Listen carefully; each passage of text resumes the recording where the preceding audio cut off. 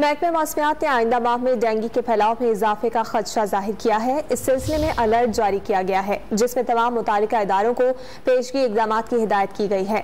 महकमे मौसमियात के मुताबिक मौजूदा मौसमी सूरत हाल डेंगू के फैलाव के लिए मुआविन है। सितंबर के वक्त से ही डेंगू के हमले के लिए साजगार मौसमी माहौल बन चुका है।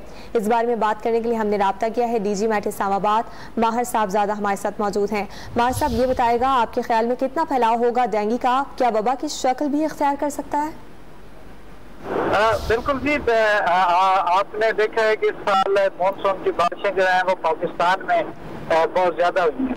अब इन बारिशों का भी ये होता है कि जी इससे नमी का तनासब थोड़ा सा बढ़ गया हुआ है पूरे पाकिस्तान के इलाकों में, और टेम्परेचर भी अभी तक बड़े कम है, जितना टेम्परेचर होना चाहिए था सितंबर के आखिर में, तो वो नहीं है। और ये टेम्परेचर का कम होना और नमी का ज्यादा होना ये डेंगू के लिए कंड्यूसिव मौसम है, तो इसलिए लग रहा है कि जी ये काफी थोड़ा सा तंग करेगा।